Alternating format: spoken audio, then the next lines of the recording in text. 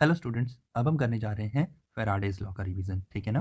तो देखिए Faraday's law क्या बोलता है। फैराडे लॉ बोलता है कि the induced EMF in a close loop is equal to the rate of change of flux through it. ठीक है ना। इसको थोड़ा अगर हम लैंग्वेज के फॉर्म में देखें तो ये क्या है हमारे पास, क्या बोला जाएगा, the magnitude of the induced EMF in circuit is equal to rate of change of magnetic flux.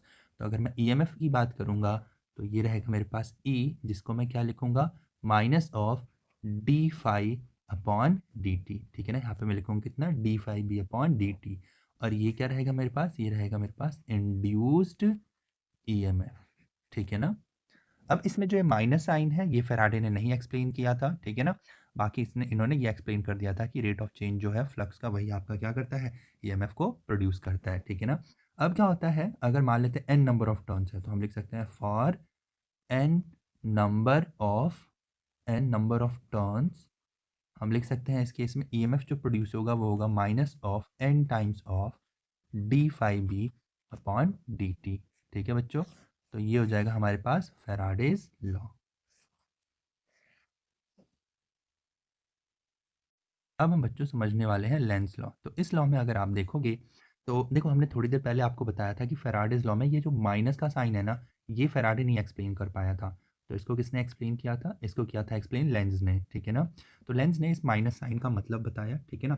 और उसने बोला कि जो डायरेक्शन होती है ईएमएफ इंड्यूस की वो इस तरीके से होती है कि वो उस कॉज को अपोज करती है जिसकी वजह से वो खुद ही प्रोड्यूस हो रही हो। ठीक है ना। काफ़ी कॉम्प्लिकेटेड सा है पर मैं इसको आपको समझाता हूँ। तो एक्चुअली क्या होता है, समझना इस चीज़ को कि मान लेते हैं मेरे पास ये एक लूप है। ठीक है। इस लूप में मेरे पास मैग्नेटिक फील्ड जो है वो इनसाइड की तरफ है और ये बढ़ रही है टाइम के साथ। ठीक है ना। कैसी है, इंक्रीजिंग मैग्नेटिक फील्ड है। ठीक है। तो अगर ये टाइम के साथ बढ़ रही होगी तो अपने आप ही आपको पता है जो फ्लक्स होता है ना वो किसके इक्वल होता है, बी इंटू ए के इक्वल होता है। ठीक है। तो आपका अपने आप ही बी की वैल्यू क्या हो रही है, इंक्रीज कर रही है। ठीक है। तो अगर ये इंक्रीज करेगी तो इसका मतलब इसमें फ्लक्स इंक्रीज करेगा। तो लेंज लॉ बताता है कि इस फ्लक्स की इंक्रीज की वजह से जो हमारा ईएमएफ इंड्यूस होगा वो कैसा होगा। ठीक है।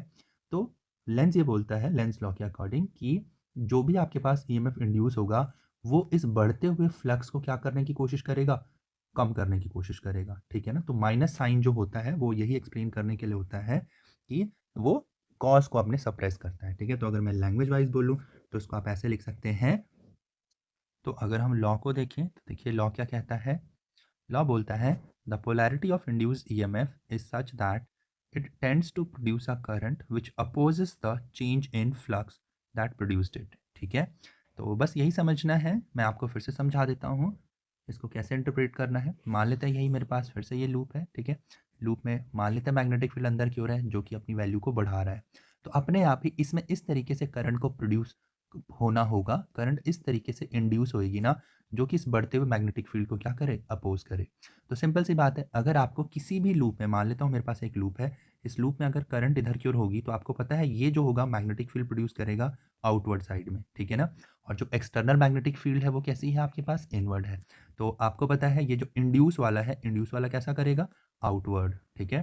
तो अब देखिए यहाँ पे एक्सटर्नल वाला इनवर्ड है जो कि बढ़ रहा है, तो इसको अगर आपको रोकना है क्योंकि फ्लक्स बढ़ाने में जिसकी वैल्यू बी इंटू ए होती है वो इनवर्ड की तरफ बढ़ रहा है। ठीक है। तो इसको सप्रेस कौन कर सकता है, इसको सप्रेस कर सकता है एक ऐसा मैग्नेटिक फील्ड जो कि कैसा हो, आउटवर्ड हो। इसका मतलब जो भी इंड्यूस करंट होगी वो क्या करेगी, आउटवर्ड मैग्नेटिक फील्ड को जनरेट करेगी। ठीक है।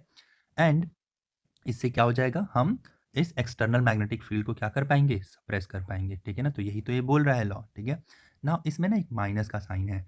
माइनस का साइन किस लिए होता है, नेगेटिव साइन जो होता है आपके पास अगर आप देखेंगे तो ये कहीं ना कहीं रिलेटेड किससे है आपके पास, एनर्जी कंजर्वेशन से। ठीक है बच्चों, तो ध्यान रखना। Thank you.